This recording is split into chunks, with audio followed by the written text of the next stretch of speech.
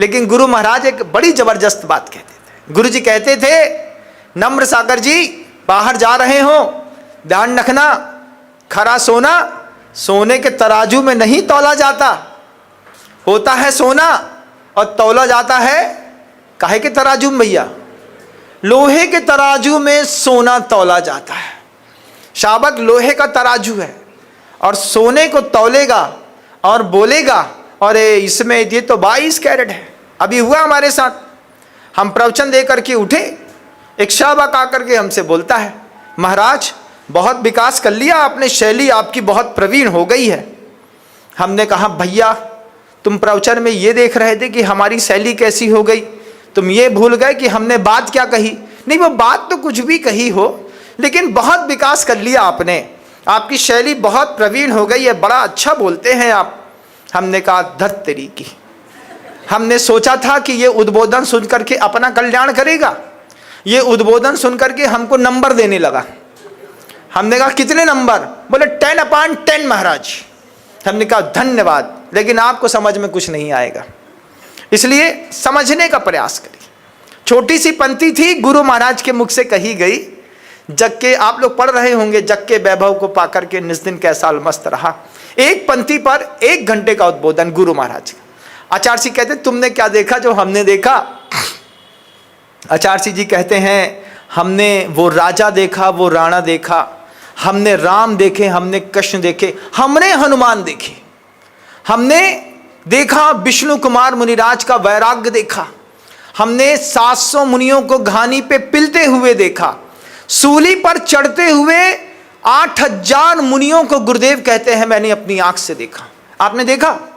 नहीं देखा, चित्र भी नहीं देखा होगा तुमने, तो तुम तो सूली की परिभाषा भी नहीं जानते। बोले महाराज सूली पे चढ़ा दिया। हाँ चढ़ा दिया, मतलब सूली में चढ़ाने का मतलब फांसी में चढ़ा दिया ना। सूली और फांसी में अंतर है।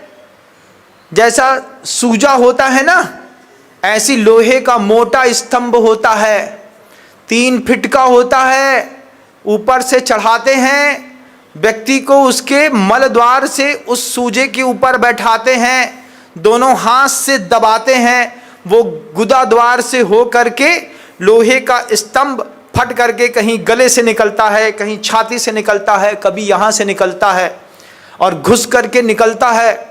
निकलने के बाद प्राण नहीं छूटते, 3-3 दिन तक उसी स्थिति पे पड़ा हुआ व्यक्ति तड़पता है। तड़पते तड़पते तड़पते क्या वेदना होती होगी सोचो। जब किसी मुनि महाराज को किसी ने सूली पे चढ़ाया होगा, तुमने क्या देखा रे भैया? कुछ ना देखा तुमने। अनुपमा देखने वालों, तुम क्या देखो सूली में कैसे चढ़े साधु। तुम क्या जानो, दादा गुरु देशभूषण जी महाराज ने चूलगिरी बनाते समय कितना अपमान देखा। दुनिया की ये कहानी है बंधु। जब कभी भी तीर्थ क्षेत्र के विकास में कोई साधु अपना हाथ रखता है, वो जानता है इसमें हाथ जलेगा, मैं भी जल सकता हूँ। लेकिन उस वक्त, अभी कल बताया मुझे किसी ने कि देशभूषण जी महाराज जी का उस समय खूब विरोध हुआ चूलगिरी को लेकर के। हमने कहा अरे हम तो समझ रहे थे कि हमारा बस विरोध होता है भैया, ये तो बड़े बड़े आचार्यों का भी विरोध हुआ। फिर हमने कहा, फिर आपको खुद को समझ में आया कि भैया ये मार्ग बिना उपसर्ग और परिचय के चलाया ही नहीं जा सकता। बैलगाड़ी होती है ना, उसको खींचने वाले बैल की ताकत होती है जो वहाँ तक ले जाती है, और धर्म के रथ पर जो बैल लग जाते हैं उनको तो फिर खींच करके लेकर के जाना ही पड़ता है। आपने क्या देखा? सूली देखी? नहीं देखी। क्या देखा महाराज? हमने सूली नहीं देखी महाराज, हमने त्रिशूल देखा। कहाँ पे? कान में लगा करके बढ़िया, यहाँ पर हीरे का बना करके देखा है ना। तुमने हीरा मोती चांदी माणिक मोती देखे, तुमने किसी साधु को चढ़ती हुई सूली नहीं देखी। 1-2 साधु नहीं, 8000 दिगंबर मुनि महाराज।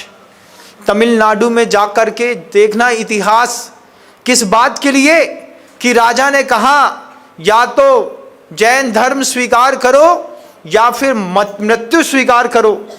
गले तक बात आ गई। एक आचार्य महाराज का आदेश था, 8000 मुनियों के एक आचार्य महाराज थे। उन्होंने एक बार कहा, अपने आत्म स्वभाव से किसी को विचलित होने की जरूरत नहीं। इतिहास इस बात को याद रखेगा कि हमने धर्म की रक्षा करते हुए प्राण छोड़ा है, और आने वाले साधु जो होंगे इसी से अपने खून में उबाल पैदा करेंगे। आचार्य महाराज जी ने उबाल पैदा किया, 8000 मुनियों को सूली पर चढ़ाया। कितना निर्दयी होगा वो इंसान, कितना निर्दयी होगा वो शासक। एक भी साधु क्या करते साधु, अरे गाय भी गाय से सीधा होता है साधु, गाय से सीधा है ना, जितनी गैया होती ना उससे भी सीधा होता है। ऐसे 8000 को सूली पर चढ़ाने वाला गुरुजी कहते हैं, वैभव पाकर के हमने ऐसे राजा को देखा। आपने कुछ नहीं देखा, आपने 8000 मुनि महाराज सूली पर चढ़ते, उनका खून बहते, अंतिम संस्कार करने की उनकी छूट तक नहीं मिली। क्या देखा? कुछ नहीं देखा महाराज, दुकान में लगे हैं, मोटर पार्ट्स बेच रहे हैं, कपड़ा बेच रहे हैं। तुम क्या जानो कि तीर्थ क्षेत्र की रक्षा कैसे करी जाती है, शासन सुरक्षित कैसे किया जाता है, कैसे महाव्रत पाले जाते हैं, कैसी जान की बाजी लगाई जाती है, ये सब आप नहीं समझते। ये तो साधु समझता है। मई की गर्मी में निकलेगा साधु अपने घर से बिहार करके, आपके घर से, आपका तो घर से दुकान जाना मुश्किल, वो आपके संत निवास को छोड़ेगा ततूरी में। तप्त उर्वी का नाम ततूरी होता है। जब धरती बिल्कुल तप्त हो जाती है ना, उर्वी तप्तः सा ततूरी, तो ततूरी में पैर रख करके, चमड़ी जला करके, पसीना बहा करके, पेट का पानी सुखा करके, रात में तड़पता हुआ पूरी रात निकाल करके, वर्धताम जिन शासनम, जिनेंद्र भगवान का शासन जीवंत हो, समय से पहले निकलेगा गर्मी में और जाकर के अपने स्थान तक पहुंचेगा, गुरु की आज्ञा का पालन करेगा। आप एसी में आराम से बैठे रहोगे। महाराज बहुत गर्मी है, ओहो, तुमको क्या पता गर्मी क्या होती है?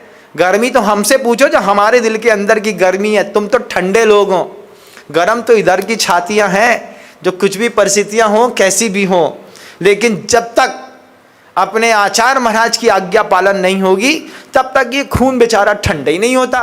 जजनीन दोस्तों, अगर आपको मेरी वीडियो अच्छी लगती है तो प्लीज़ मेरे चैनल को लाइक, शेयर, सब्सक्राइब करिए और इसी तरह से अपना प्यार देते रहिए। धन्यवाद।